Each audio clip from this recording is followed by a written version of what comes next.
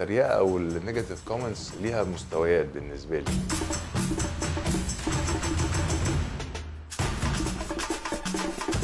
هو في قصر النيل هم اللي اختاروني، يعني هم قالوا لي تعالى وكده اقرا الدور ويا ريت تبقى معانا في المشروع ده وكده. فأنا يعني أولا بيبقى مهم بالنسبة لي نعرف مين الناس اللي هشتغل معاهم كإنتاج وإخراج وممثلين طبعا.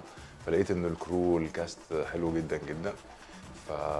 وأول ما قريت الشخصية اعتبرت إنها يعني شخصية ذهبية، يعني شخصية مكتملة كتابة. فأنا أعجبت بيها جدا وحسيت إنها فرصة جميلة. بقول لك إيه يا علاء يا وجيه، بلاش استهبال. ربنا يسامحك، أنا اللي استاهل عشان بتدخل وأصلح. لسه يا برنس علاء، اللي تستاهله لسه ما جاش. هو مشكلة التمثيل في المراحل القديمة يعني إنه الواحد ما بيبقاش عنده يعني الواحد عشان معاش الفترة دي فبيبقى عنده تصورات عنها، ودي عادة بتبقى مجرد تصورات عن العالم ده كان فعليا الناس كانت فيه عايشة ازاي. فالواحد عشان يحاول يحل المشكلة دي يعني أظن بيبقى الطريقة إنه يركز في الريفرنسز، وفي نفس الوقت يحاول يعبر عن نفسه بشكل فني بغض النظر عن البيريود كمان، يتحرر منها يعني. التحقيق طبعا اتقفل بسرعة، أكيد مفهوم السبب ليه. فهمي السيوفي قتلها هي كمان؟ ما تحققش معاه، محدش قدر يقرب له. هو الدور مع روجينا او المسلسل ده اصلا احنا بنتكلم عليه من رمضان 2020، وكان محمسني كمان جدا انه الشخصيه بتاعت رجل الاعمال عضو البرلمان اللي بيستغل هذا النفوذ. فالتعبير عن ده بالنسبه لي كان مثير جدا. انا كلمت حد من السواقين بتوعي دقيقه وهيبقى مستنينا عند الباب الوراني. خلي جابر بقى يستنى مع نفسه للسنه الجايه.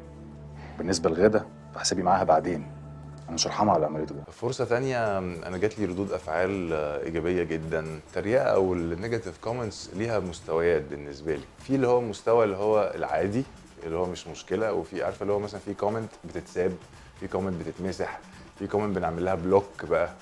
فكده في كومنت ممكن نرفع عليه قضيه، يعني عارفه في مستويات كده من الانزعاج. قربنا قوي يا ملك، قربنا قوي.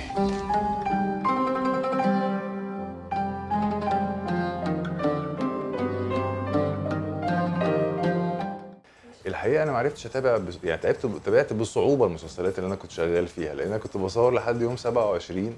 كنت بحاول اخلص لاني ابقى بذاكر اول باول، فبس خدت فكره عن كل حاجه تقريبا. يعني ما اظنش ان في مسلسل ما شفتش منه يعني على الاقل حلقه او اجزاء من حلقه. وفرح وشادي حبوا بعض. وحشتيني جدا. وانت كمان. لكن فرح بعد ما سابت حب حياتها انا اسفه يا طارق. انا مصدوم فيك قوي يا فرح. واختارت تكمل مع شادي، اكتشفت ان قرارها ده ما كانش صح. اللي جاي الانسه فرح سيزون 4 صور كمان كام يوم. واظن كمان 3 سيزونز هيتعرضوا على MBC 4 بيتعرضوا دلوقتي يعني. وايه كمان، وعندي 2 طلعات حرب ده انتاجي وانا مثلت فيه دور صغير، اخراج مجدي احمد علي. اتمنى انه يتعرض السنه دي.